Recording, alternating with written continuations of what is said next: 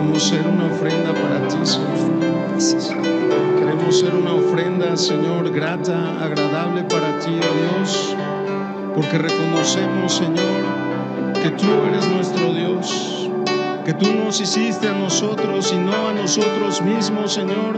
Por eso con nuestro corazón y nuestra vida, oh Dios, reconocemos no a nosotros, oh Jehová, no a nosotros, sino a tu nombre. Da gloria, Señor, porque tú eres nuestro Dios.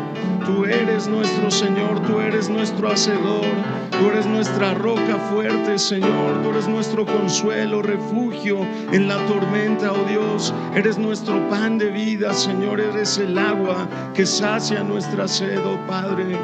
Por eso en esta mañana queremos suplicarte, oh Dios, tú que conoces, Señor, lo profundo del corazón de tu iglesia, tú que conoces, Señor, la necesidad, oh Dios, de tu iglesia. Te rogamos, Espíritu Santo, que en esta mañana nos ministres a cada uno de nosotros lo que necesita nuestra alma, nuestra mente, nuestro espíritu y nuestro corazón.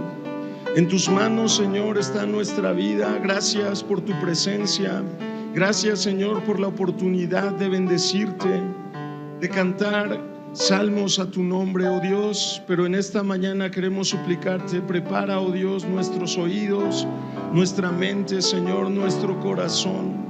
Queremos tener oídos que vean, ojos que vean, oídos que escuchen y un corazón, Señor, que reciba tu palabra con mansedumbre, y que esa palabra, oh Dios, que has de sembrar nos transforme, Señor, y lleve fruto que te dé gloria. En el nombre precioso de Jesús, Señor, usa la vida de cada uno de mis hermanos que ha de transmitir, Señor, esta mañana tu palabra. Y te rogamos, Señor, habla tú, oh Dios, que tu pueblo escucha. En el nombre de Jesús, nuestro Salvador, Señor. Amén, oh Dios. Amén. Buenos días, hermanos. ¿Cómo están? ¿Cómo se sienten ya casi de cumplir 48 años? Ya casi medio siglo. Me da gusto estar con ustedes. Les voy a pedir que abran rápidamente la palabra de Dios antes de que salgan los pequeños y los adolescentes, o no sé quién va a salir, a recibir su enseñanza a los niños. En el texto que tenemos como base para las enseñanzas de este mes, Primera de Samuel, capítulo 7, versículo 12. Estoy seguro que es un texto y una historia en la que ya se han familiarizado de forma importante. Dice la palabra de Dios: tomó luego Samuel una piedra y la puso entre Mizpa y Sen, y le puso por nombre Ebenezer, diciendo: hasta aquí nos ayudó Jehová. Ahora ustedes. Tomó luego Samuel una piedra y la puso entre Mizpa y Sen, y le puso por nombre Ebenezer, diciendo: hasta aquí nos ayudó Jehová. Amén. Pueden tomar asiento, y los que han de salir a tomar su enseñanza pueden salir.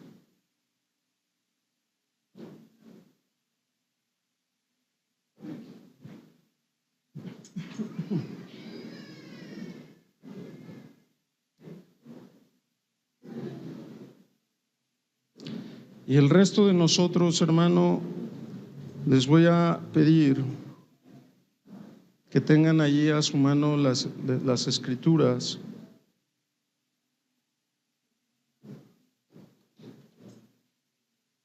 Creo que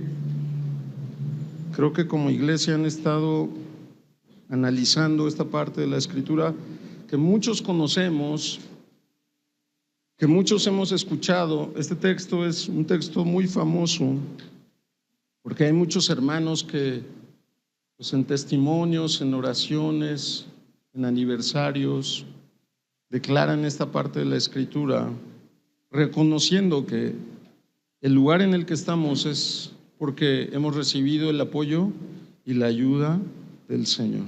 Amén.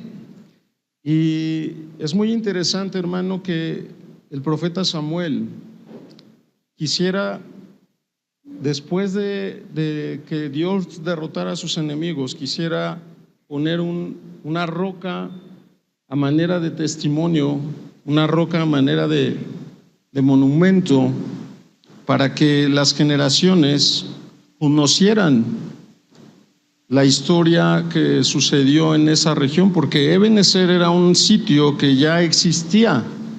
Ebenezer no era una zona geográfica que Samuel hubiera bautizado. Ebenezer ya era una región que colindaba en las fronteras de Samaria, y los pueblos filisteos. Ya existía este asentamiento del pueblo de Israel. Era uno de sus asentamientos que utilizaban precisamente para estar al pendiente de las fronteras con sus enemigos. Ebenezer no fue bautizado en este día que Samuel coloca esta roca. Este lugar ya existía. ¿Y por qué, si existía ya este lugar, a Samuel se le ocurrió colocar esta roca y volver a repetir estas palabras que el pueblo ya conocía, que son Ebenezer? ¿Por qué crees, hermano?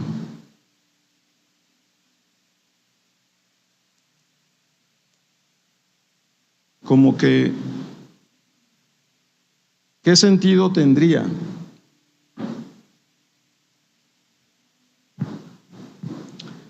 Para renovar un pacto, ¿qué más? ¿Quién? A ver, ajá.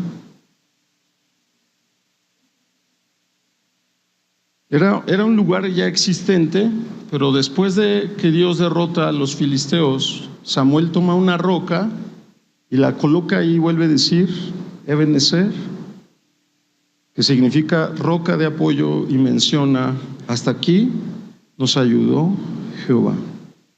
Y fíjate qué interesante. ¿Cuál es el objetivo y la finalidad, hermano, de un monumento?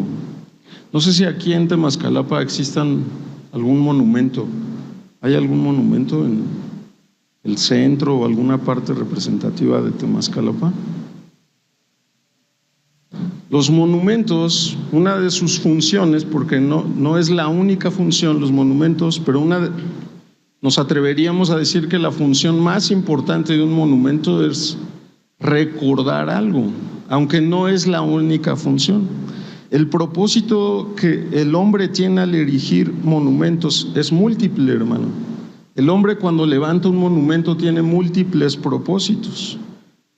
Los monumentos pueden ser un símbolo de poder de un pueblo, de un grupo de personas, de una nación. Los monumentos pueden ser un símbolo de grandeza, de autoridad, de riqueza. Hay muchas razones por las que un grupo de gente o nación levanta un monumento. Por eso nosotros vemos que desde la antigüedad, desde muchísimos años atrás, el hombre ha tenido como esta costumbre de erigir monumentos en forma de rocas, en forma de estructuras, en estatuas. Pero los monumentos tienen muchas funciones. Hay gente que erige monumentos porque quiere incluso recibir adoración de las personas. Conocemos una historia muy famosa en la Escritura del rey Nabucodonosor, que levantó una estatua de 30 metros de oro macizo para que los pueblos no solo miraran la grandeza de su imperio, sino además para que se le adorase a él, se le reconociese a él. Entonces, hermano, las personas, para conmemorar sucesos, para conmemorar individuos ilustres, recordar algún hecho sobresaliente o incluso un hecho triste de la historia, erigen monumentos, levantan monumentos. Pero sin duda la finalidad principal de la existencia de estos es evitar el olvido.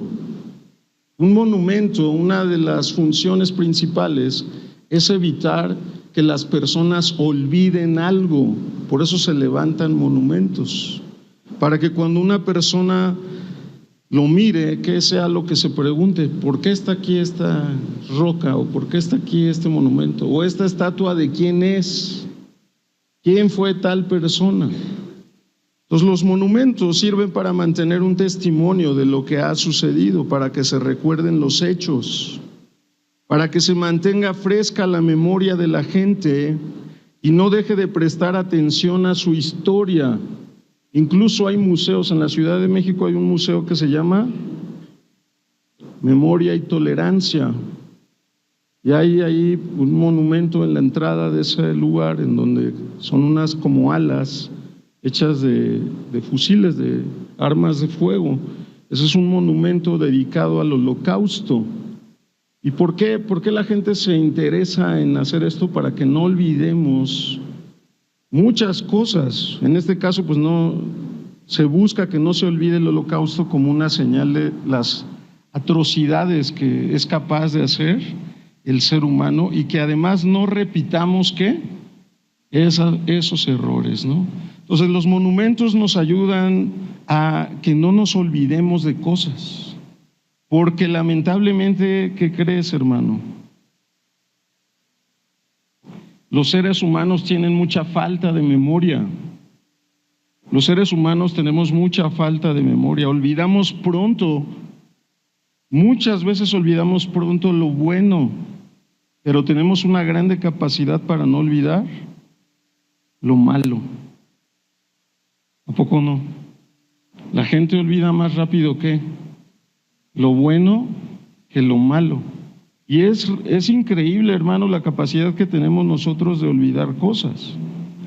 Por ejemplo, un ejemplo muy reciente es, se nos olvida, ¿a cuántos ya se les olvidó los estragos del 2020? A la mayoría de la gente ya se le olvidó. Lo que provocó la pandemia, ya mucha gente ya se le borró de la mente, ya como si no hubiera sucedido nada. Hay mucha gente que ya no se vacuna contra coronavirus. ¿Por qué no? Pues dice, pues ya pasó lo más feo, ¿no? Ya no es necesario, ya no nos han encerrado. Y fíjate, ya se nos olvidó lo que pasó. Y eso que duró, ¿cuánto? 2 años. Ya la mayoría ya se nos olvidó. Se nos olvidó que durante ese tiempo Dios nos dio provisión. A todos los que estamos aquí Dios nos dio provisión. A todos los que estamos aquí Dios nos permitió la vida.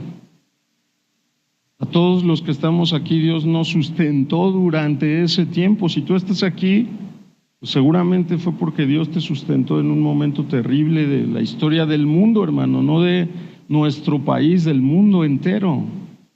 Pero a los seres humanos ya se les olvidó. Se nos olvidó que con un poco de esfuerzo podemos mitigar un poco el azote que significa nuestra raza en este planeta. Ya se nos olvidó. Ya regresó el mundo a la normalidad del consumismo, de la competencia depratoria del día a día.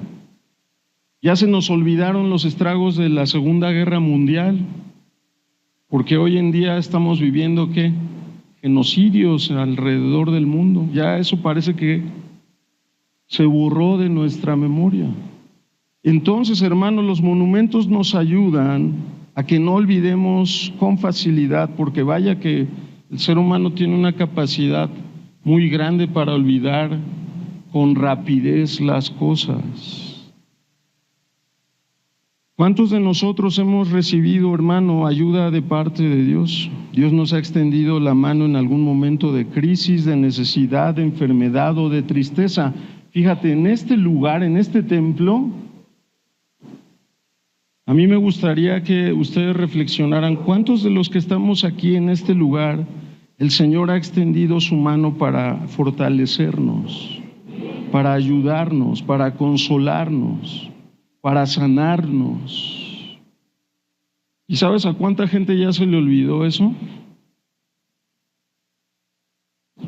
Porque cuando lo tenemos presente es difícil separarnos de Dios.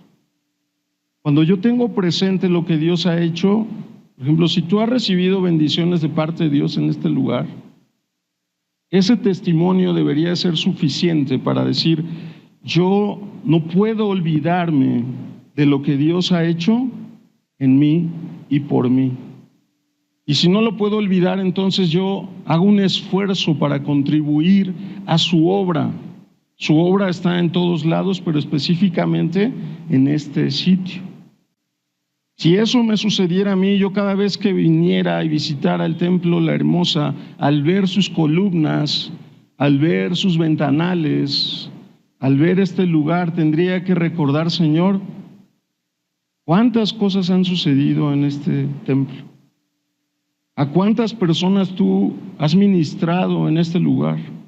¿A cuántas personas has sanado, has levantado, has ayudado en este lugar? Pero ¿cuántas de esas personas lo recuerdan? ¿O cuántas de esas personas ya se les olvidó?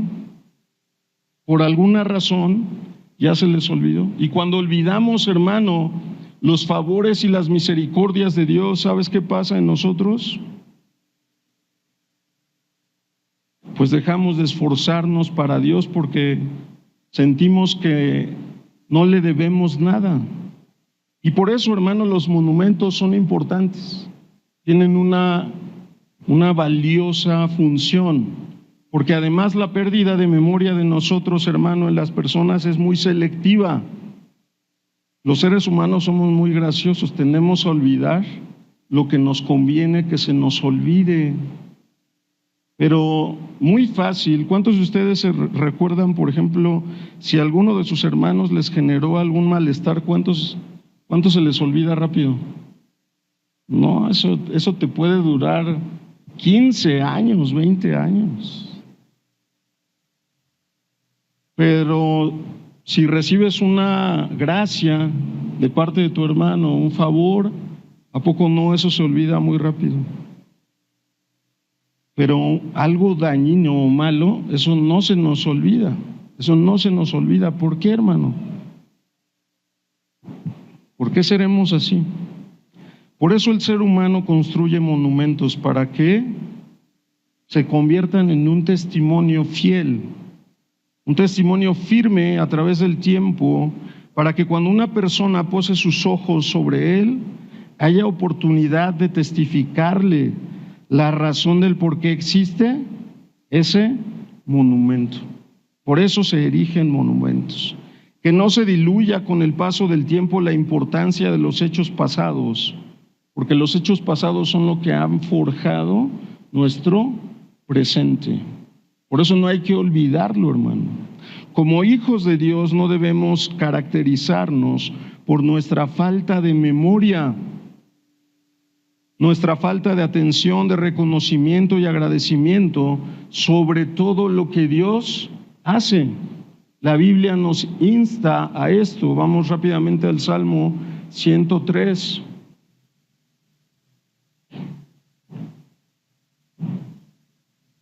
El Salmo 103, tú y yo lo conocemos bastante bien. ¿Qué dice el Salmo 103? Bendice, alma mía, a Jehová, y bendiga todo mi ser su santo nombre. Bendice, alma mía, a Jehová, y no olvides ninguno de sus beneficios. ¿Por qué existe esta parte en la palabra, hermano? Porque si olvidamos los beneficios de Dios, sí que nos olvidamos de los beneficios recibidos de la mano de Dios. Por eso el Señor nos dejó una parte en su palabra que nos recuerda que tú y yo constantemente tenemos que hablarnos a nosotros y decirnos: bendice a Jehová tu hacedor, bendícelo, que todo tu tu cuerpo bendiga su santo nombre.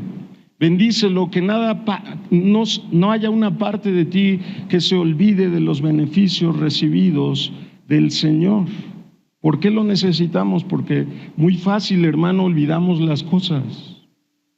Por eso Samuel, cuando sucede esta victoria, que ni siquiera fue una victoria del pueblo, fue una victoria de Dios, Samuel pareciese como que quisiera rebautizar esa región y toma una roca y la pone entre Mizpa y Sen y dice: Ebenezer, Ebenezer.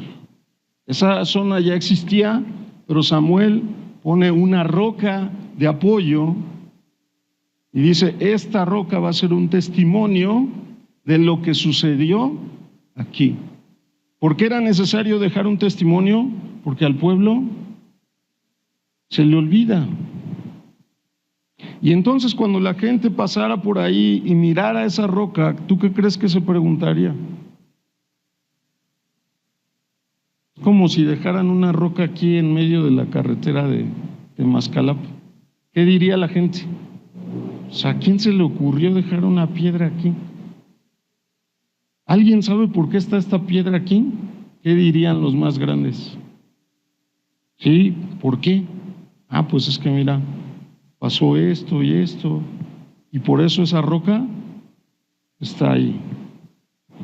Y nosotros, hermano, a veces necesitamos de esto, necesitamos de cosas que nos recuerden por qué estamos donde estamos.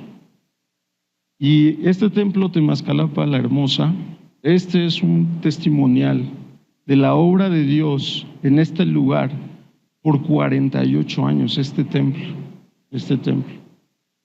Todos nosotros al entrar aquí deberíamos de ver y recordar y decir, Señor, en verdad ha sido bueno, en verdad ha sido grande, en verdad ha sido maravilloso. Hasta aquí tú nos has ayudado. Y entonces, hermanos, si esto nos trajera a memoria cosas, tú y yo tendríamos que esforzarnos cada día más a amar a Dios, a buscar a Dios, a reconocer la obra de Dios en nuestra vida. Porque este Salmo 103 en su verso 2 dice, no olvides ninguno de los beneficios de Dios. ¿Y sabes qué significa esta palabra olvidar? Esta palabra olvidar viene de un vocablo hebreo que significa estar ausente. Estar ausente o estar ajeno de. ¿Cuántos de los que estamos aquí estamos ausentes de la obra de este lugar? No lo sé, pero ¿quién sí lo sabe?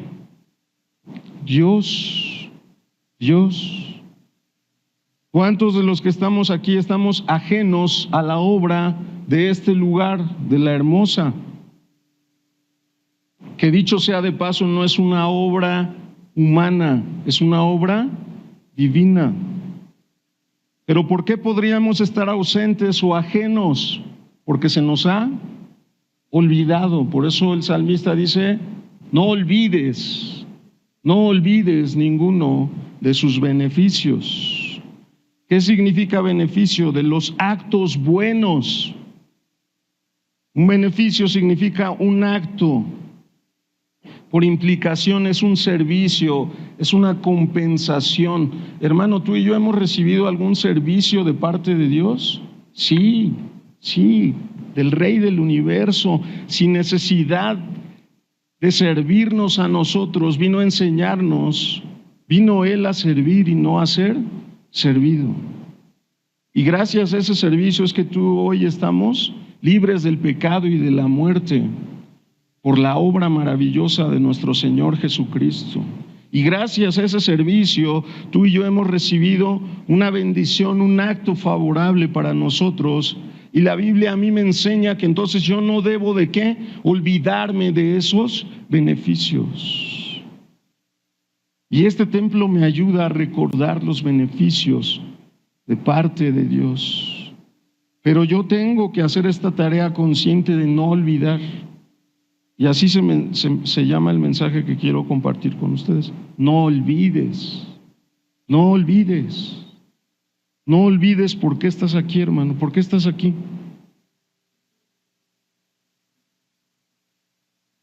Por gratitud a Dios. No olvidemos por qué estamos aquí, porque Él ha sido bueno con nosotros. No olvidemos por qué estamos aquí. ¿Sabes tú que hay gente que no sabe ni por qué, ni a qué vino hoy? Hay personas que están en este servicio que, ¿a qué veniste? Pues, no sé, estoy enojado con tal hermano y vine a enojarme más, ¿no? Así, dices, este hermano, ¿qué le pasa? Yo pensaría que lo más inteligente es, pues no voy hasta que se me pase un poco el enojo Y ya cuando voy, mejor voy con una disposición de ¿qué? De arreglar las cosas con mi hermano, ¿no? Esa sería como que una visita más, con más propósito. Gracias, hermano. Su discernimiento está al 100, hermano.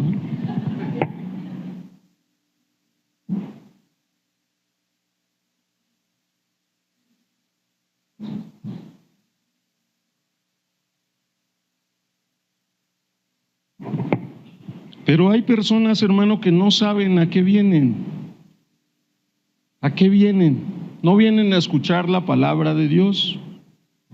No vienen a alabar a Dios. No vienen a tener comunión con sus hermanos. Entonces, ¿a qué vienen? ¿Se te hace lógico eso? No. Pero ¿sabes por qué pasó eso? Porque se nos olvida los beneficios y las bendiciones de parte de Dios.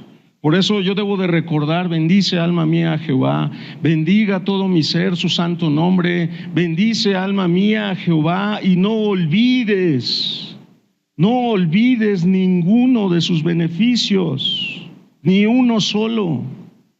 Y cuando yo tengo presente los beneficios de Dios, hermano, entonces es imposible que yo acuda a su templo en una actitud irreverente a Dios, en una actitud como si Dios fuera el que me debe a mí, cuando yo soy el que le debo a Él, como si Dios me necesitase a mí, cuando yo soy el que necesito de Él, hermano. Cuando yo tengo presente esto en mi vida, es imposible que llegue delante de la presencia del Rey del Universo esperando a que Él me haga un favor. Cuando yo tengo que llegar con humildad y arrodillarme y postrarme y bendecir su santo nombre, porque Él ha sido bueno conmigo. Pero a veces se nos olvida, y por eso Samuel tomó una roca y dijo: voy a dejar esta roca aquí para que cuando el pueblo la vea recuerde qué pasó en este lugar, para que cuando el pueblo la vea recuerde de qué fue de lo que nos libró el Señor, y que no tuvo nada que ver con nuestra capacidad y con nuestra fuerza, sino que gracias a esta roca de ayuda es que hoy llegamos a este lugar. Ustedes conocen la historia de este texto, hermano. Samuel necesitaba que recordara el pueblo en el futuro la bendición de esta gran victoria que el Señor tomó para sus enemigos.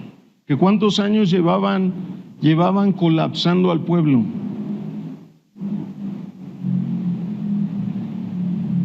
20 años.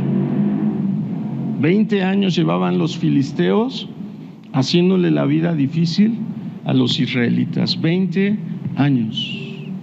¿Por qué se tardó tanto el Señor? Vamos a ver rápidamente. Yo estoy seguro que conocen esta historia.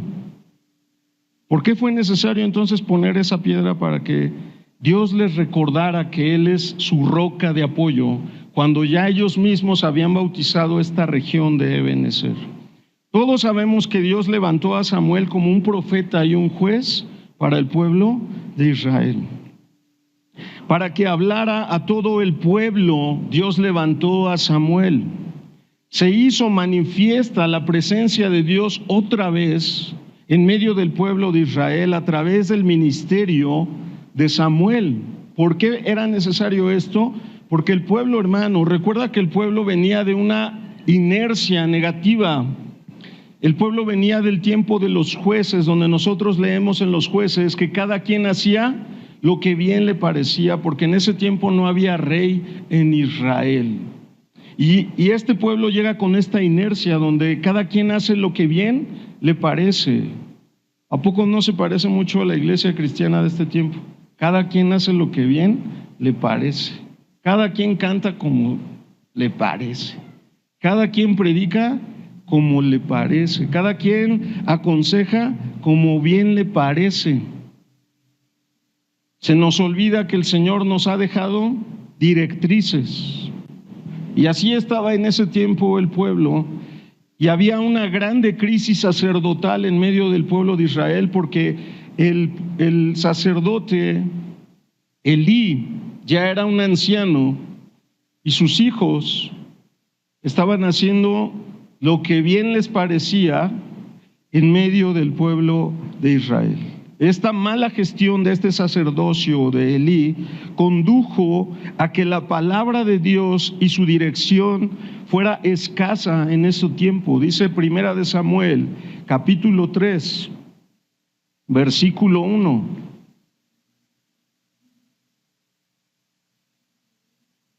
Dice: el joven Samuel ministraba a Jehová en presencia de Elí, y la palabra de Jehová escaseaba en aquellos días. No había visión con frecuencia. ¿Por qué había sucedido esto? Por la mala gestión del sacerdocio de Elí. Y dice la palabra de Dios que Dios levanta a Samuel en medio de un momento en donde el pueblo no tenía una dirección clara de parte de Dios, como consecuencia del mal trabajo del sacerdocio. Pero Dios, hermano, escucha bien esto, Dios siempre está al pendiente de su pueblo, siempre. Dios nunca calla, Dios siempre habla. Siempre habla. El problema es que nosotros a veces no tenemos el deseo de escuchar, pero Dios siempre habla. Entonces Dios levanta a Samuel en medio de este tiempo, y a través de Samuel, hermano, entonces empieza a aparecer nuevamente la dirección y la palabra de Dios. Y dice en 1 Samuel 3, versículo 21, y Jehová volvió a aparecer en Silo, porque Jehová se manifestó a Samuel en Silo por la palabra de Jehová. Y el versículo 1 del capítulo 4, y Samuel habló a todo Israel. Fíjate, Samuel aparece en un momento de la historia en donde el pueblo hacía lo que bien le parecía, no conocían bien los deseos de Dios, porque había un mal sacerdocio, una mala dirección, unas personas que temían a Dios, pero parcialmente, de una manera tibia, y que hacían las cosas como les parecía. ¿Te imaginas que los hijos de Elí tenían relaciones sexuales con las mujeres que iban a adorar al templo, a ojos y a sabiendas de toda la congregación, y su padre jamás les puso un alto? Los hijos de Elí iban y le decían al sacerdote: dame a mí la porción de la carne que me corresponde, y decía: oye, no es así, la ley nos dice que debemos hacerlo así. ¿Y qué hacían los hijos de Elí? No me importa, a mí dame lo que me corresponde. ¿Y sabes qué es lo peor, hermano? Que su padre esto lo sabía, su papá lo sabía, pero Elí amaba más a sus hijos que a Dios. Elí consecuentaba más a sus hijos que a Dios. Y cuando Dios no actúa, pensamos que ¿qué? Pues no pasa nada, no ha pasado nada. Pero Dios actúa, nada más que Dios tiene sus métodos, tiene su forma, el Señor. Dios levanta a Samuel para que el pueblo entonces empiece a escuchar palabra de él a través de este hombre. Pero el pueblo traía una inercia de que hacía lo que ¿qué? Lo que le parecía hacer al pueblo. Y en esta historia el pueblo empieza a hacer lo que le pareció al pueblo hacer. Y dice el versículo 2, por aquel tiempo salió Israel a encontrar en batalla a los filisteos. O sea, ellos dijeron: pues vamos a echarles la guerra. Y acampó junto a Ebenezer, y los filisteos acamparon en Afec, en esta frontera que dividía los territorios de ambas naciones. Y el pueblo, fíjate cómo dice el texto no dice que el pueblo haya consultado a Dios, no dice que haya puesto sus planes de batalla en manos de Dios, dice que se le ocurrió salir contra los filisteos. Y todos sabemos qué pasó. Los masacraron y se acabaron 4,000 hombres en esa primer batalla.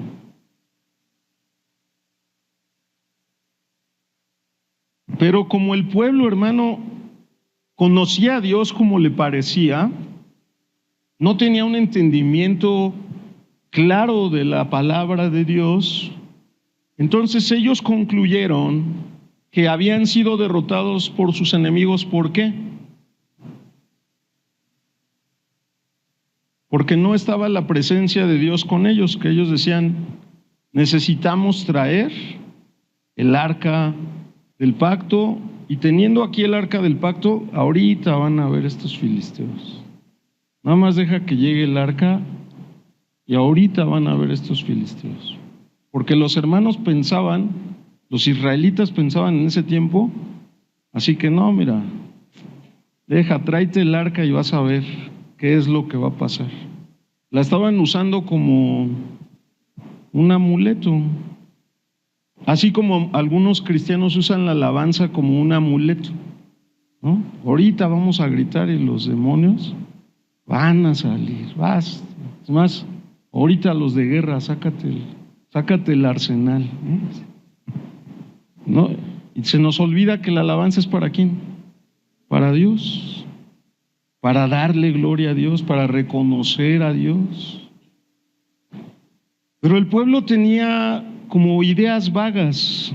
El arca representaba la presencia de Dios, efectivamente representaba la presencia de Dios.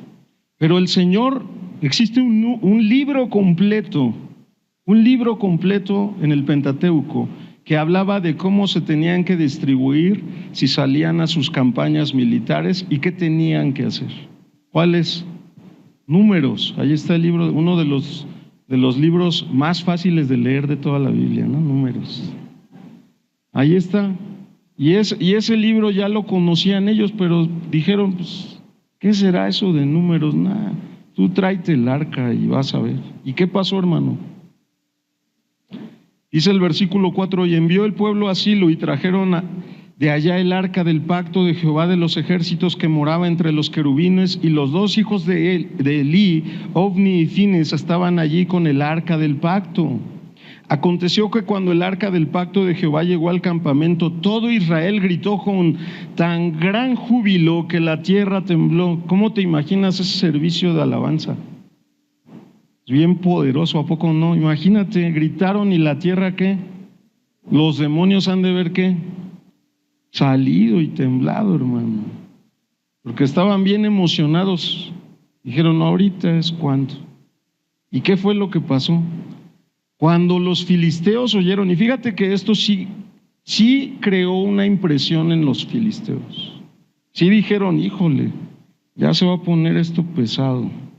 Cuando los filisteos oyeron la voz de júbilo, dijeron, ¿qué voz de gran júbilo es esta en el campamento de los hebreos?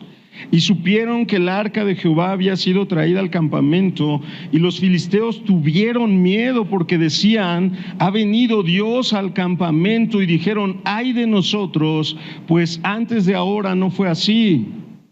Ay de nosotros, ¿quién nos librará de la mano de estos dioses poderosos? Estos son los dioses que hirieron a Egipto con toda plaga en el desierto.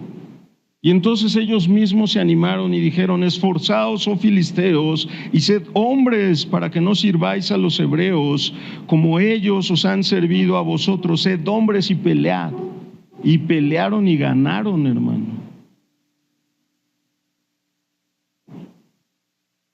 El pueblo no tenía idea. Dios no estaba ahí. Sí estaba ahí con ellos, pero no lo consultaron. No le preguntaron a Samuel, su profeta, oye Samuel, ¿el Señor querrá que salgamos a la batalla con los filisteos? No, hermano. ¿Con quiénes fueron esa generación? Lo dice el versículo 3. Después de su primer derrota, no fueron con Samuel. ¿Por qué tenían que haber ido con Samuel? Porque Dios lo acababa de levantar como sacerdote para el pueblo de Israel. El pueblo tenía que haber ido con Samuel a consultarle y decir, oye, queremos realizar esto, pero dinos la palabra de Dios para nosotros, ¿qué tenemos que hacer? Pero ¿qué hizo el pueblo? ¿Así pasa en las iglesias o no pasa en las iglesias? Fíjate que ya llegó un hermano nuevo a tal iglesia, pero yo no le voy a hacer caso a él. ¿A quién le voy a hacer caso? A los que ya estaban antes. ¿Qué hizo el pueblo de Israel? ¿Fue con Samuel? ¿Con quién fue? Con los ancianos de Israel. ¿Y los ancianos de Israel les dieron un buen consejo de parte de Dios? No, ellos fueron los que dijeron, tráete el arca. Y ahorita que venga el arca, porque el pueblo hacía lo que bien le parecía. El pueblo tenía que haber ido con el hombre que Dios había levantado, que Dios había ungido. Pero a mucho pueblo les parecía Samuel, pues, ¿como cuántos años tendría Samuel ahí? No lo dice la Escritura, pero ha de haber estado chavo, ¿no? ¿Y qué dijeron los hermanos? Pues está chavo. Vamos con los que tienen la experiencia. Y los que tenían la experiencia les dieron un pésimo consejo. ¿Y qué le pasó al pueblo? Otra derrota. Y ahora no murieron 4,000, murieron 30,000. 30,000. Y lo que nos enseña la Escritura es algo bien interesante, hermano. Pero fíjate, como una mala enseñanza y una mala dirección, porque Elí y sus hijos le estaban dando una muy mala enseñanza al pueblo y una muy mala dirección. Y el libro de Malaquías dice la función del sacerdocio. El pueblo tenía que aprender la palabra del sacerdocio. Ellos tenían que enseñarle la palabra de Dios al pueblo, los sacerdotes. Y en el libro de Malaquías es una de las recriminaciones que Dios le hace a sus sacerdotes, que no les enseñaban sus palabras al pueblo. Y esto, imagínate desde cuándo pasaba. Entonces esta mala enseñanza de Elí y de sus hijos hacía que el pueblo tuviera ideas vagas de quién era Dios, de cómo se le servía a Dios, de cómo se debían hacer las cosas para Dios. Y entonces Dios permite cosas que en ese tiempo, imagínate, si nosotros hubiéramos estado allí, nos habría asombrado cómo los filisteos capturaron el arca del testimonio, del pacto, se la llevaron. Imagínate qué terrible. Pero Dios no estaba preocupado, el Señor no estaba preocupado. Porque el Señor, ¿qué crees, hermano? No nos necesita. Dios no nos necesita. ¿Cuánto nosotros lo necesitamos a Él? Él no necesitaba a las huestes de Israel ni a sus ejércitos. Él quiso que se llevaran los filisteos el arca del testimonio. Y se la llevaron y todos conocen la historia. Una mala enseñanza y dirección del pueblo hace que se tengan ideas completamente equivocadas de cómo es Dios, de cómo actúa Dios, de cómo se le honra a Dios, de cómo se le sirve a Dios. Se nos olvida muy fácil, hermano, que las cosas que le agradan a Él es misericordia. Dice su palabra, porque misericordia quiero y no sacrificio, y conocimiento de Dios más que holocaustos. Porque más adelante Samuel mismo le dice al pueblo, se complace Jehová tanto en los holocaustos y víctimas como en que se obedezca la palabra de Jehová, le dijo a Saúl, y le dice, ciertamente el obedecer es mejor que los sacrificios, el prestar atención es mejor que la grosura de los carneros. ¿Qué será mejor, hermano? ¿Que tú y yo cantemos bien fuerte o que obedezcamos a Dios? ¿Qué será mejor? ¿Qué será mejor? ¿Que no faltemos ningún día al templo o que obedezcamos a Dios? Y que nuestra vida se vaya transformando a su imagen y semejanza. Y además, para mencionar y no tener problemas, si obedezco a Dios voy a venir al templo. Porque dice la palabra, no dejen de congregarse como a algunos ya se les hizo costumbre. Entonces, si yo obedezco a Dios, el venir al templo es una condición sine qua non. Tengo que venir porque obedezco a Dios. Pero una mala dirección me lleva a malas prácticas, aunque sean para Dios, pero son malas prácticas. Una enseñanza mala hace que no busquemos el apoyo de Dios como Él lo dice. Fíjate, este pueblo no buscó el apoyo de Dios. Él quiso salir a la guerra con sus enemigos. No buscó su dirección. Hacer las cosas de este modo tiene consecuencias. ¿Cuál fue la consecuencia? Se llevaron el arca, mataron a 30,000 hombres, le llevaron la noticia a Elí. Elí estaba preocupado por el arca, hermano. Ni siquiera por sus hijos estaba, ahí sí ya como que le cayó el 20 y dijo, estaba preocupado por el arca. Le dicen, ¿sabes qué? El arca fue capturada, se impresiona, se cae, se desnuca, se muere. Su nuera de la impresión da a luz a su nieto y se muere, imagínate. Y Dios cumple un juicio a esa familia. Dios permite eso para cumplir un juicio a la familia de Elí. Y ya se lo había anticipado el Señor. Porque el Señor no nos deja, a sus hijos el Señor no nos deja hacer lo que querramos, hermano. Inmediatamente cuando queremos hacer lo de Jonás, ¿sabes qué hace el Señor? Nos llama la atención. El Señor no es alcahuete como algunos papás, ¿no? Él sí, cuando uno quiere hacer lo que quiere, ahí está. Si eres su hijo, te va a dar ahí estate quieto. Si no eres su hijo, no va a hacer nada. Pero a los hijos de Dios, hermano, el Señor nos disciplina, nos azota. Cuando queremos pasarnos de vivos, Él saca su vara y su corrección y nos da unos correctivos. Y entonces, si soy su hijo, ¿qué hago? Señor, tú eres el que manda. No soy yo, tú eres el que manda. Dios, ¿por qué propició esto Dios? ¿Por qué lo permitió? Muchos factores. Uno de los factores, el pueblo estaba haciendo lo que bien le parecía y tenía que aprender que las cosas no son como el pueblo dice, las cosas son como Dios lo dice. Otro es que Dios tenía que cumplir su juicio a la familia de Elí y lo hace.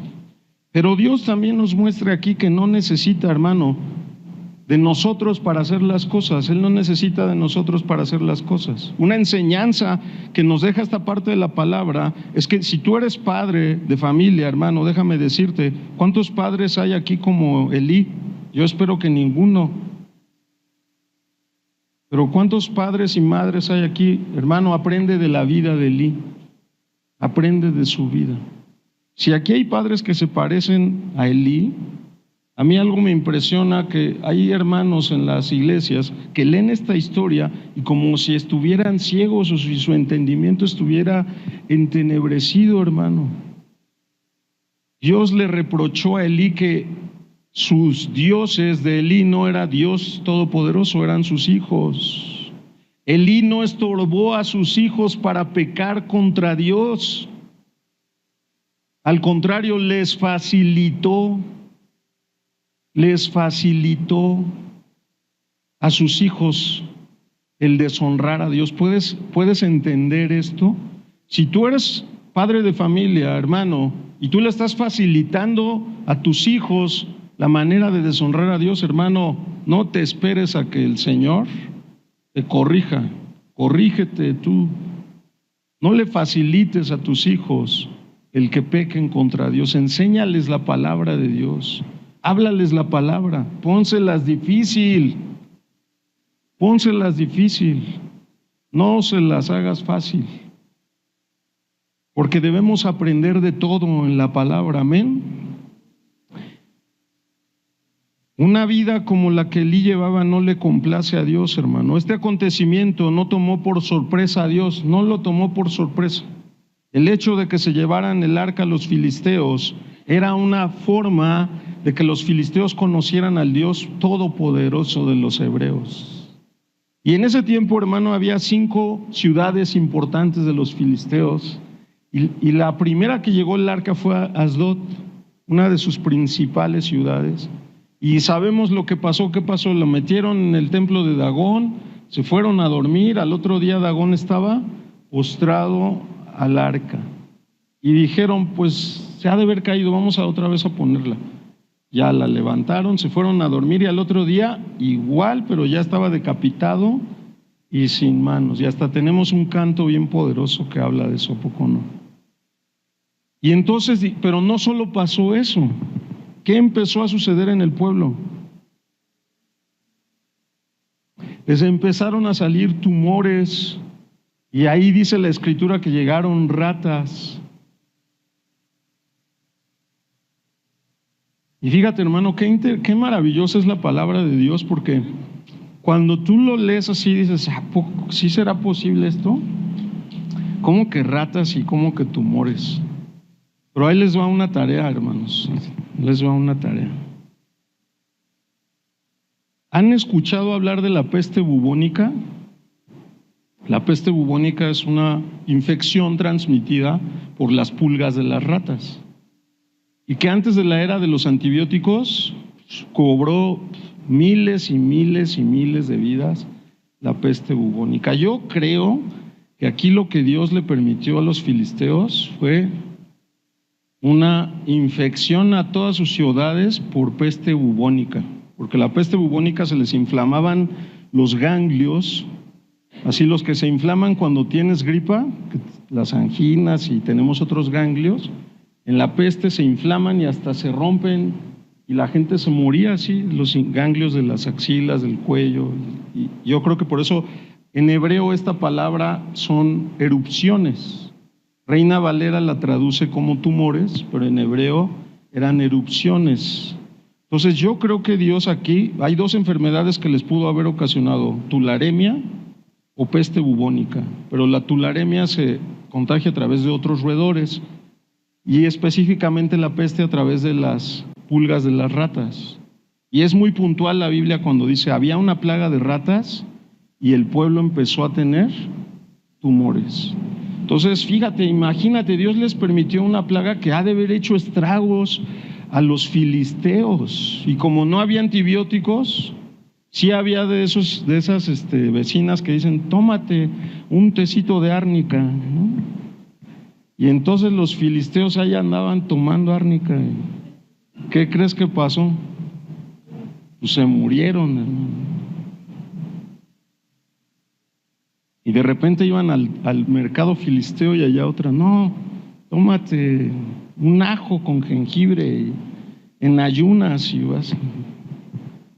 Y ahí andaban los filisteos, pero pues no les funcionó.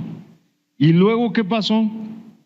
Dijeron los filisteos, no, esto está muy duro, hay que mandarla a otra ciudad. Y la mandaron a Gat, y a los de Gat les pasó ¿qué? Lo mismo. Y los de Gat no aguantaron y dijeron, mándasela a los de Ecrón. Y los de Ecrón ya cuando supieron todo esto dijeron, no, pues no la podemos recibir aquí. Y estaba haciendo una mortandad. Hermano, solito Dios, sin la ayuda de nadie, sin las oraciones de nadie, sin la intercesión de nadie, sin el ayuno de nadie, sin las alabanzas de guerra de nadie, ¿qué hizo?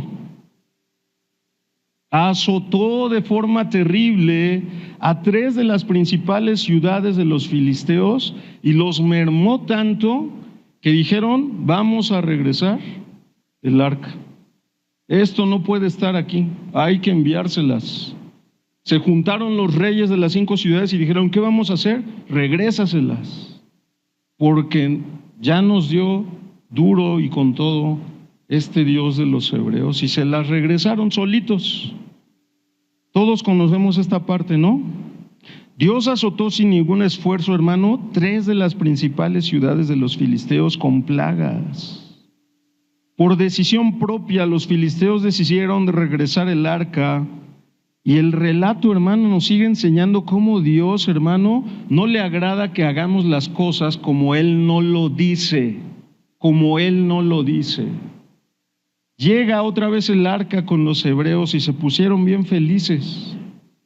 Se pusieron bien felices, dice Primera de Samuel, capítulo 6, versículo 17. Estos fueron los tumores de oro que pagaron los filisteos en expiación a Jehová por Asdod 1, por Gaza 1, por Ascalón 1, por Gat 1, por Ecrón 1. Fíjate, Dios asoló a Asdod, asoló a Gat y asoló a Ecrón. Quedaban Gaza y Ascalón, más o menos ahí, pero 3 de sus ciudades les dio. Llega el arca a unos hebreos y se regocijaron y la recibieron, y dice el versículo 19, entonces Dios hizo morir a los hombres de Bet-Semes porque habían mirado dentro del arca de Jehová. Fíjate, ¿por qué se les ocurrió, hermano, ver dentro del arca? ¿Por qué? Por ignorancia, por ignorancia. ¿El pueblo sabía cómo debía de tratarse el arca? Sí, tenemos textos en el Pentateuco, desde el Éxodo, Levítico, cómo debía de tratarse el arca. En ningún texto, hermano, dice, y te vas a poder asomar para ver el maná y la vara de Aarón que reverdeció y las tablas del testimonio para que tu fe crezca. ¿Dice eso? No. Dice que tenían que tenerla en solemnidad. Solo el sumo sacerdote se podía acercar y además tenía que ser expiado antes por sangre, por un sacrificio de un animal para sus pecados. Pero a estos hebreos se les ocurrió abrir el propiciatorio y asomarse. ¿Y qué pasó? Porque aunque eran hebreos, hicieron las cosas como Dios no lo dice, como Dios no lo dice. Y como vieron que pasó esto, después ya llamaron a Eleazar y a sus hijos y entonces la dejaron en Kiriat Jeraim y de ahí ya no la movieron hasta pasados 20 años. Todo esto, hermano, toda esta historia, pasaron, el arca en los filisteos estuvo 7 meses, llega con estos hebreos, la llevan Eleazar a Kiriat Jearim y la dejan ahí 20 años. Y después como que dijeron, ¿qué vamos a hacer? Ya no la vamos a trasladar así, lo ve todo lo que ha pasado. Y se quedaron bajo el azote de los filisteos. Y durante todo este tiempo, ¿qué crees que estuvo pasando, hermano?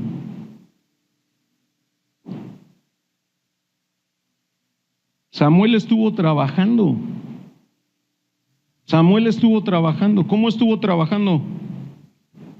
Hablándole al pueblo, enseñándole al pueblo, visitando las ciudades en el pueblo, viendo el caos que existía en Israel, que los israelitas decían, sí amamos a Dios, pero tenemos además a Baal y a Astarot. Sí queremos que Dios nos ayude con nuestros enemigos, pero tenemos todavía a Baal y a Astarot aquí. O sea, sí quiero que Dios me ayude, pero sigo pecando. Sí quiero que Dios me responda, pero sigo deshonrándolo. Sí quiero que el Señor responda a mis oraciones, pero las cosas que Él me dice que yo haga, a esas no las quiero hacer. Quiero que el Señor bendiga mi trabajo, bendiga mi familia y bendiga a mis hijos, pero quiero seguir enemistado con mi hermano porque nomás no le quiero obedecer. Y así estaba el pueblo. Y durante estos 20 años, hermanos, Samuel no creas que estuvo ahí, era un juez de Israel. Estuvo visitando el pueblo y mirando la condición del pueblo. Y por eso el versículo 3 del capítulo 7 dice, habló Samuel a toda la casa de Israel diciendo, si de todo vuestro corazón os volvéis a Jehová, quitad los dioses ajenos y Astarot de entre vosotros y preparad vuestro corazón a Jehová y solo a él servid y os librará de la mano de los filisteos. En síntesis, Samuel les dijo, arrepiéntanse de su pecado y sirvan a Dios. Oh, wow, ¿no? ¿Se necesitaba una gran revelación para eso? No.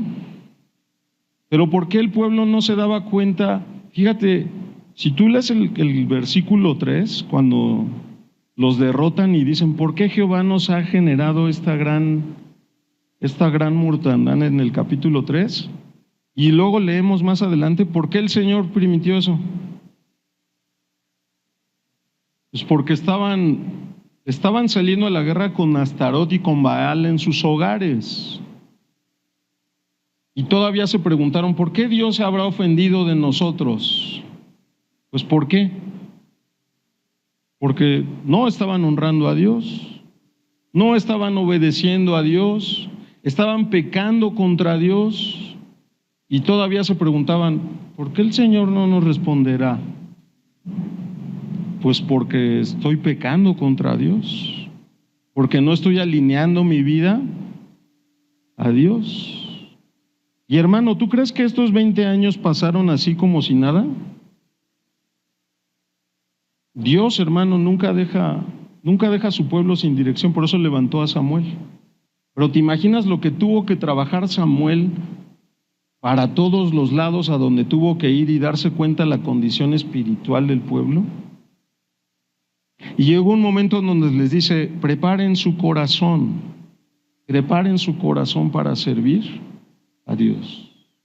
¿Cómo estaba el corazón del pueblo? Mal, en ruinas.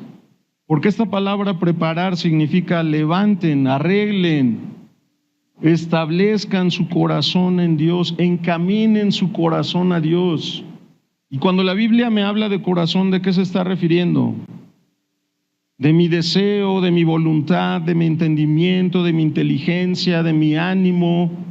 Samuel les dijo, oigan, ¿cómo quieren el favor de Dios si su corazón, su ánimo, su inteligencia, sus deseos están lejos de Dios? ¿Así Dios te puede responder? No. ¿Qué tengo que hacer?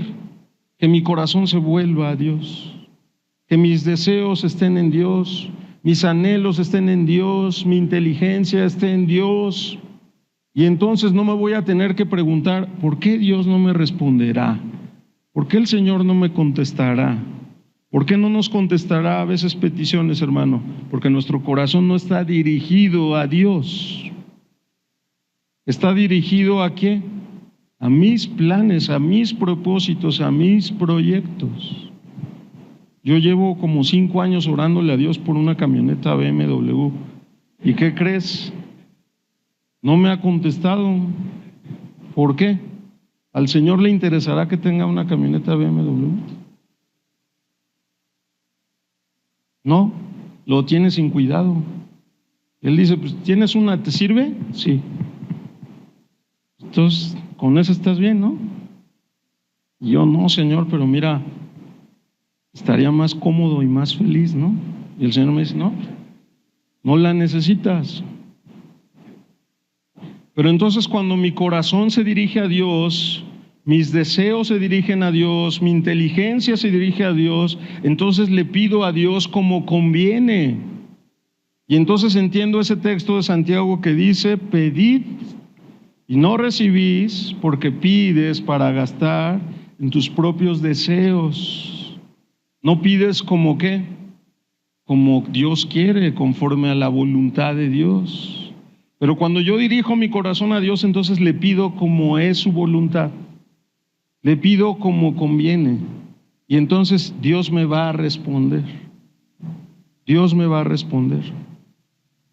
Levantar mi corazón para Dios es necesario para poder servirle de la forma en como Dios lo pide.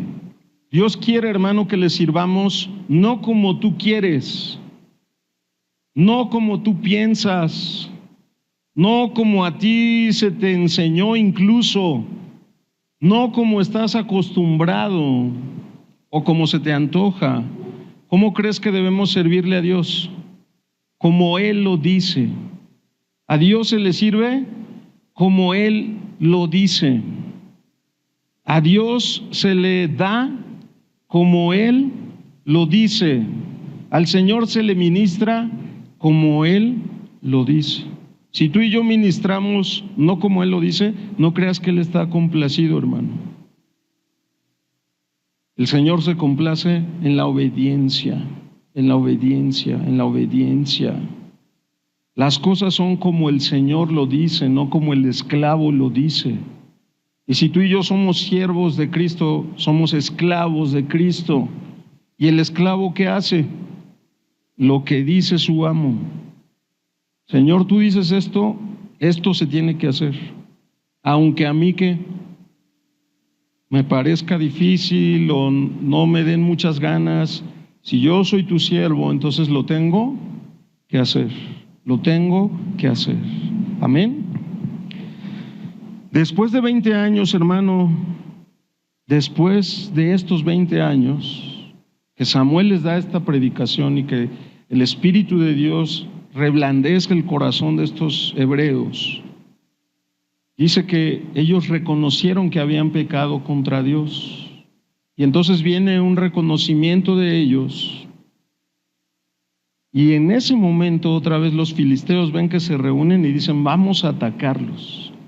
¿Te imaginas, hermano, cómo estaría la mente de los hebreos? Es como si les hubieran causado un trauma. Los filisteos les habían ocasionado un trauma a los hebreos, de que eran un enemigo para ellos, ¿qué? Invencible.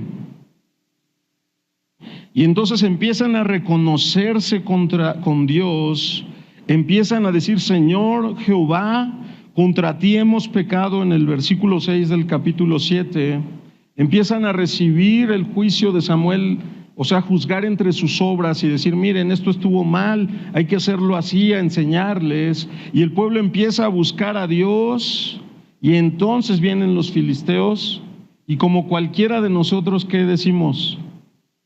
¿Cómo, Señor? Ahorita que estoy cantándote como los mismos ángeles, me empiezan a pasar estas cosas, Señor. ¿Cómo, Señor? Que ahorita que ya quiero venir a la iglesia y hacerte el favor de que me veas aquí, entonces me empieza a ir mal, ¿no? Y ahí estaban a punto los hebreos de decirle esas cosas a Dios.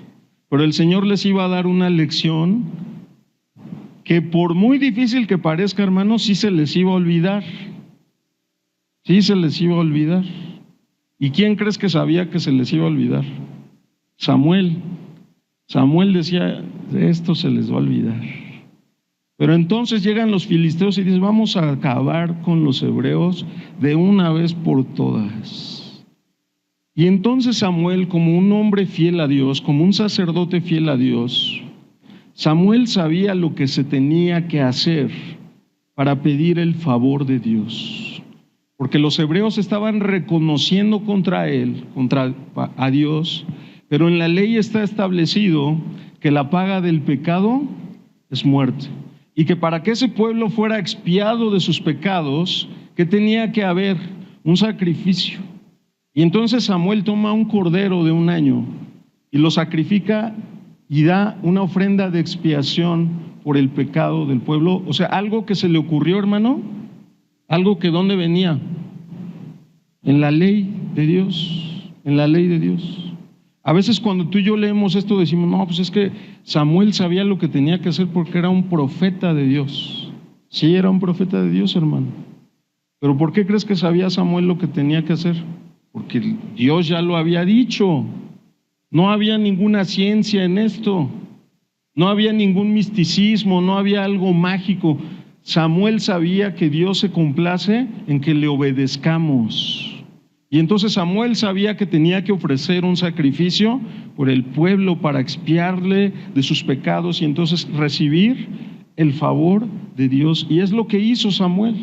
Dijo, Señor, este pueblo hemos pecado, vamos a ofrecerte un sacrificio para que tú perdones nuestros pecados. Y entonces al perdonar mis pecados, cuando yo me acerco al trono de la gracia para hallar misericordia y alcanzar gracia para el oportuno socorro, y confieso mis pecados a el gran sumo sacerdote, a mi Señor Jesucristo, y llego y le digo, Señor, contra ti solo he pecado, perdóname, porque mi corazón no ha sido recto para ti, porque he actuado de una manera que a ti te desagrada. ¿Sabes qué hace nuestro maravilloso Salvador? Nos perdona, nos limpia, se pone a cuentas con nosotros. Si mis pecados fueren rojos como la grana, entonces son emblanquecidos como blanca lana. Y entonces estoy a cuentas con el Señor.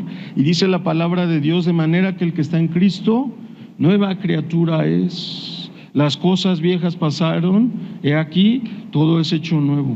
Porque Cristo es nuestra paz con el Señor. Pero ¿qué tengo que hacer? Las cosas como Dios las dice, como Dios las dice.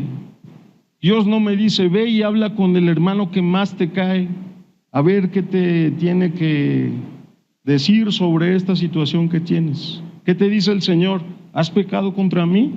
Reconócete, arrepiéntete. Ven y lava tus pecados conmigo y ya, avanza, avanza, avanza. Eso me dice el Señor. Pero ¿qué hacemos los hijos de Dios? Un mundo de liturgias.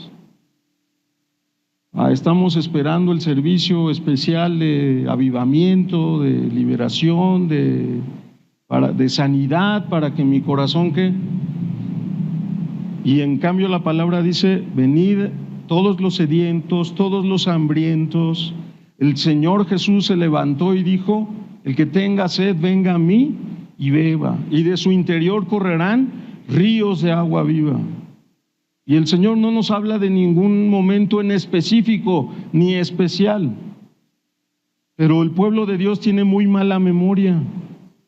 Se nos olvidan todos sus favores y todas sus misericordias. Y por eso, ¿cómo se llama el mensaje? No olvides, no olvides, no olvides. El Señor limpió los pecados de este pueblo. ¿Y qué fue lo que pasó? No vas a ver ahorita lo que va a pasar con este enemigo que te ha traído corto durante 20 años. ¿Y qué hizo el Señor? Otra vez sin la ayuda, hermano, de nadie. Tronó con gran fuerza. ¿Qué habrá hecho el Señor en ese momento? No lo sé. Pero si tú has escuchado un trueno en una tarde de tormenta eléctrica que cae cerca de algún lugar, hermano, es impresionante el sonido de un trueno así con toda su fuerza. Y ese es un trueno cualquiera, hermano.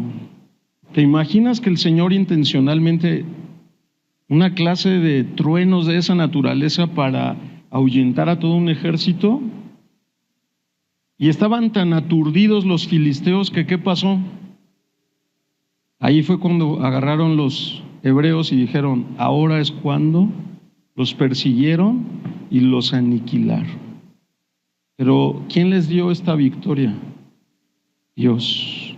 Y dice el versículo 11 del capítulo 7, y saliendo los hijos de Israel de Mizpa, siguieron a los filisteos, hiriéndolos hasta abajo de Bet-car. Se les quitó su trauma. Y aquí es, hermano, donde Samuel agarra y dice, todavía no ha terminado esto. Tengo que buscar la manera de que a este pueblo olvidadizo, ¿qué? No se le olvide esto que acaban de vivir. Y aquí es donde Samuel erige una roca como un memorial, hermano.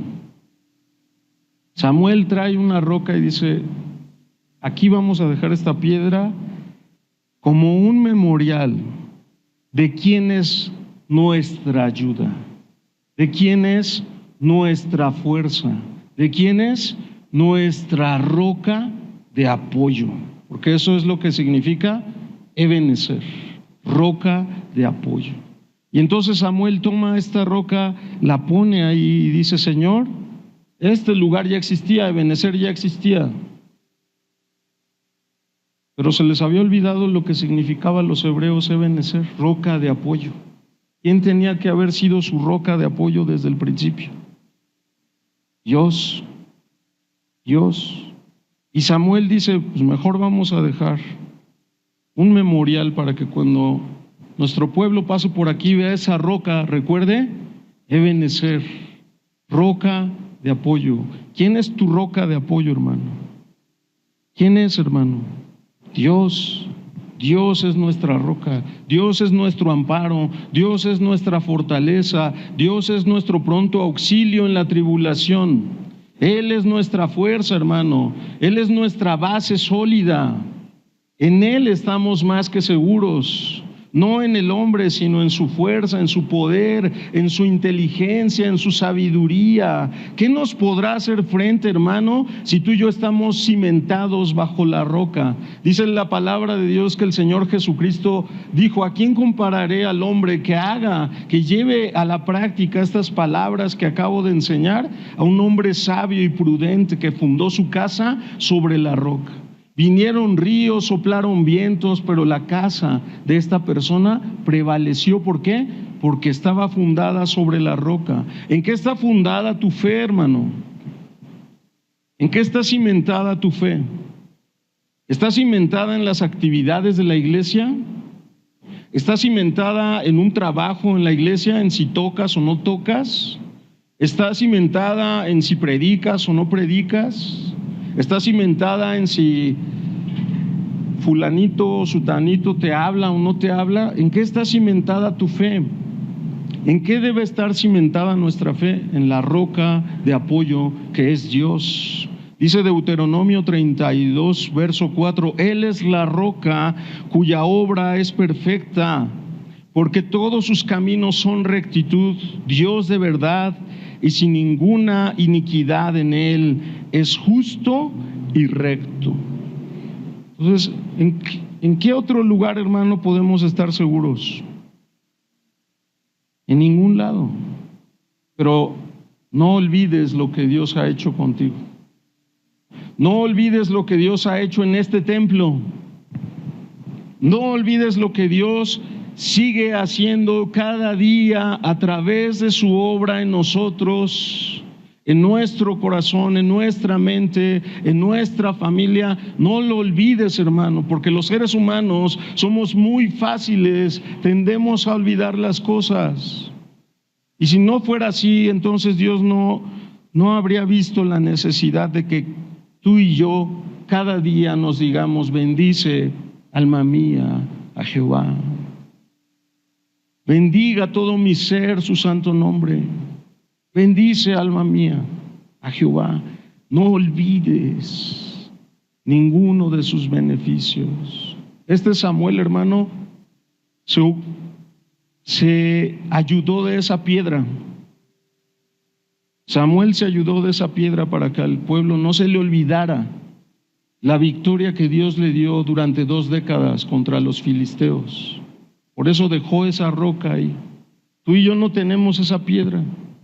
¿Sabes qué nos ha dejado el Señor? Este templo, esta casa. Para que tú y yo, cada que vengamos, yo cuando vengo aquí recuerdo cómo estaba, digo: Señor, esto lo haces tú, lo haces tú. A mí todavía me tocó aquí al lado un cuartito chiquito, así como hacia abajo. En la tarde éramos como 8 o no sé cuántos.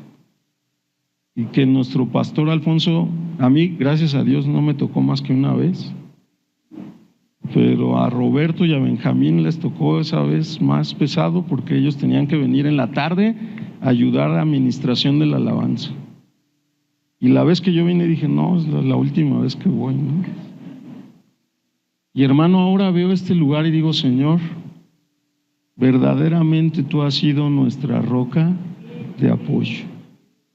Verdaderamente hasta aquí tú nos has ayudado y bendecido.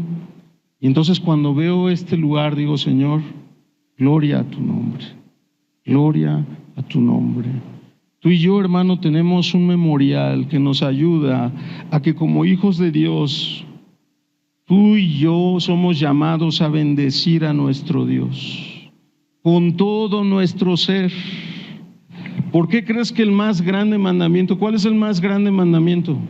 Amar al Señor con todo nuestro corazón, con toda nuestra alma, con toda nuestra mente, con todas nuestras fuerzas. Ese es el más grande mandamiento.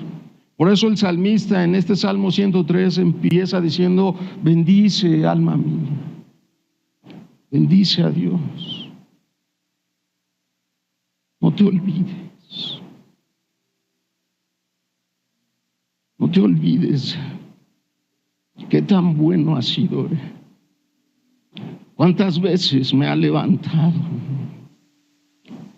¿Cuántas veces me ha restaurado? Y por eso el salmista, hermano, ¿por qué crees que David le decían el dulce cantor de Israel? Este hombre que Dios le dio una sabiduría. El Espíritu de Dios lo inspira a decir palabras que cómo alimentan nuestro corazón. Y escribió: Él es el que perdona todas tus iniquidades. No hay una sola maldad, hermano, que la sangre de Jesucristo no pueda lavar y no pueda limpiar. Él es el que sana todas tus dolencias. No hay ni una sola vez en donde yo he llegado a pedirle al Señor que fortalezca mi corazón y que no me responda, hermano, y que no consuele mi corazón y que no anime mi corazón. Ni una sola vez en donde yo me he reconocido delante de Dios mi error y que el Señor consuele mi alma y me levante y me diga: avanza. Por eso David decía: no puedo olvidar ningún beneficio del Señor porque ha perdonado mis iniquidades. ¿Te imaginas a David recordando cuando por su causa asesinaron a uno de sus hombres más valiosos? Cuando adulteró, y él recordando esto y decir: Señor, tú has perdonado todas mis iniquidades, tú has sanado todas mis dolencias, tú has rescatado del hoyo mi vida, tú me has coronado de favores y de misericordias, has saciado de bien mi boca, has rejuvenecido mis fuerzas como el águila. ¿Cómo no bendecir tu nombre, Señor? Por eso, hermano, yo te invito, cuando se te olvide el propósito de por qué vienes a este lugar, recuerda, como Iglesia La Hermosa, este mes van a cumplir 48 años. 48 años donde Dios ha sido la roca de apoyo, la roca de apoyo. Y que si el Señor quiere y no viene en nuestra generación y pasan 100 años, hermano, estoy seguro que con nosotros, sin nosotros y a pesar de nosotros, el Señor siempre va a seguir siendo la roca de apoyo. Y por eso tú y yo podemos decir con plena certeza: Ebenezer, Dios ha sido mi apoyo, ha sido mi roca, y hasta aquí, sí, Señor, sí, hasta aquí tú nos has ayudado. Así, hermano, que si tú has recordado las bendiciones de Dios, yo te invito, pasa y démosle gracias a Dios.